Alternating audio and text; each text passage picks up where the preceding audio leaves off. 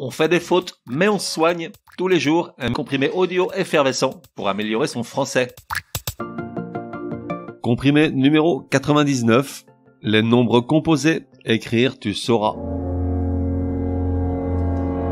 Avant, c'était l'enfer. Je veux dire, avant la réforme de l'orthographe de 1990, écrire correctement les nombres composés relevait du domaine de la science-fiction, et pas de la bonne, une punition perpétuelle comme un disque de Aya Nakamura.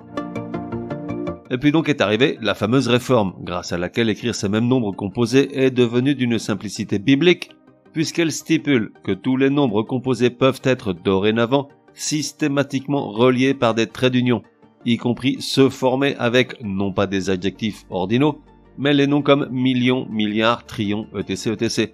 Il s'agit d'une préconisation, pas d'une obligation. Par exemple, 87 349 677 934 comporte ainsi la bagatelle de 18 traits d'union, alors qu'avec l'orthographe traditionnelle, il n'en comporte que 6, mais tu es un authentique crack si tu sais où. Moi je n'en avais aucune idée. C'est Poupette, la correctrice professionnelle de ce podcast, qui m'a soufflé la réponse. Elle sait tout, c'est dingue. À noter que tu peux aussi décider de l'écrire en chiffres, mais ici on n'aime pas trop les petits malins. Une petite curiosité pour la route.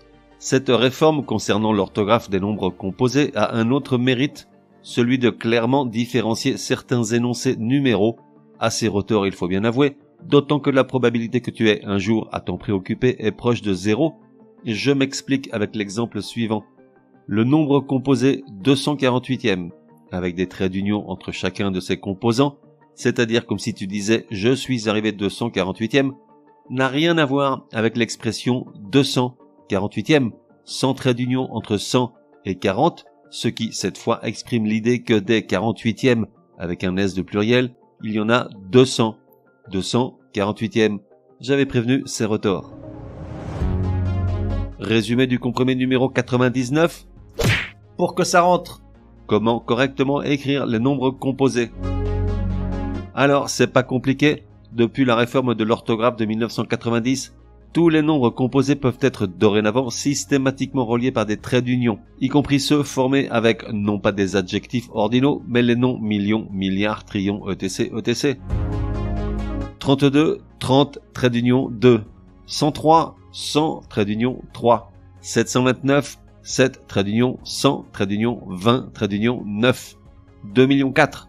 2, trait d'union, million, trait d'union, 4. C'est aussi simple que ça. On fait des fautes, mais on soigne. Te donne rendez-vous demain pour un nouveau comprimé, au moins aussi énervant que celui-ci. Prends bien note, s'il y a une règle de français qui t'énerve grave, soumets-la à Martine et Patrick.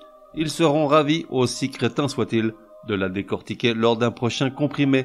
Pour cela, une seule adresse, contact@uncompriméparjour.com.